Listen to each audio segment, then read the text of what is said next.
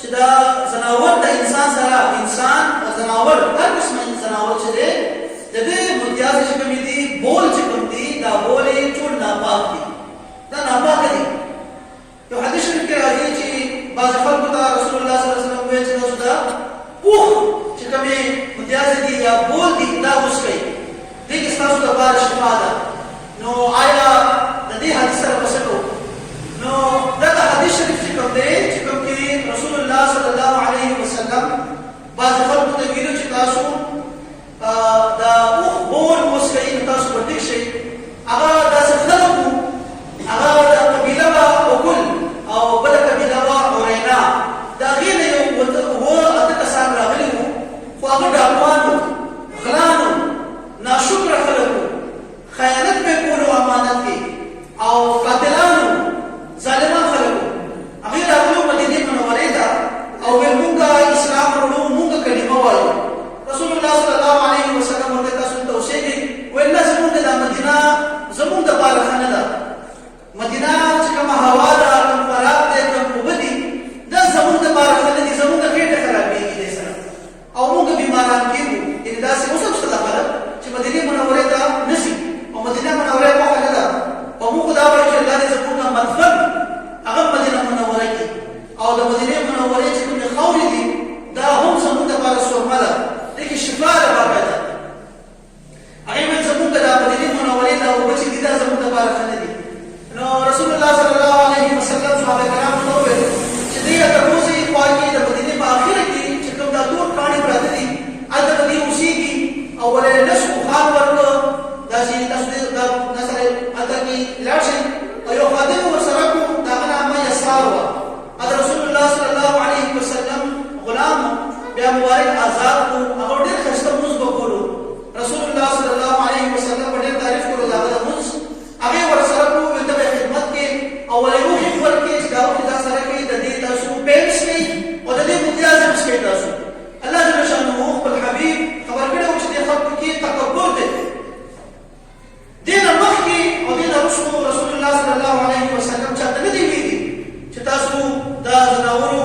بول اوسئ دا یو خاص حکم خاص علاوه خلق لپاره ځکه چې دا په حال باندې رسول الله صلی الله علیه وسلم خبرو چې دا خلک بیمانه خلک دي منافقان دي هغه چې کله لاړ هغه ځای کې اوسېده په بیسکل او متیازلم سره هغه بیا ورته اوسېده ټیک ورسره خو هغه غلام چې کوم یسار هغه قتل کو ورسره یو بل خادم هم ملګری دا هغه خادم چې کوم دی هغه ورسره نو هغه خادم دا یسار چې کوم دی حضرت یسار رضی الله تعالی عنہ دا رونی وو او دا قتل کو ولې قتل کو دای داوان وصل کی نو هغه خان چې کوم دی هغه زلول پټوله حضرت یسار ورته دا رسول الله صلی الله علیه وسلم خان دی هغه سارون هغه د حضرت یسار چې دی قتل کو او دا څنګه قتل کو چې لاسونه برکت کو په برکت کې وګونه ته کټو پوسن ته کټو نو دې به د دې سره هغه د قتل کو هغه شهید کو نو هغه بل خادم چې هغه په پټه رسول الله صلی الله علیه وسلم تراغه او هغه ورته ویلو رسول الله صلی الله علیه وسلم ورپسې نور صحابه کرام واسطول چې ورشي او داخله دې ساتي اجر راوست رسول الله صلی الله علیه وسلم حکم وکړو چې دای قتل کړي او د دې د رسول کړي خپل ته کړي او د دې پستر کو چې دا ګرمه ګرمه سلایان دې کې ځړا نشي چې کوم عمل دی حضرت یسار سره کړی دی کوم کسي عمل دي سره کوي دا قصاص نه دی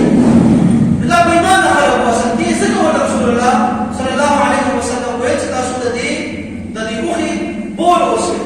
ګینه دې نه پس د دې نه مخکې کله هم تاسو حکم نه درغلی او دا بول چې دی دا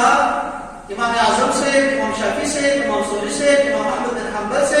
ټول په نسبت د ناپاک دي نو د زناور چې کوم دا بول دي او د ماشومانو چې وړ ماشومان مغیر کې دا هم چې ټول پلیت دي دا ناپاک دي دا نسکل شي او نه په بدن باندې راغول شي بلکې رسول الله صلی الله علیه وسلم چې کله قبر باندې درېدو نو دې قبر والا باندې عذاب په دې وجه باندې دي چې د بازار د متیازو نه د بول نه د ناپاکۍ نه به ځان نه ساتلو د باندې قبر کې عذاب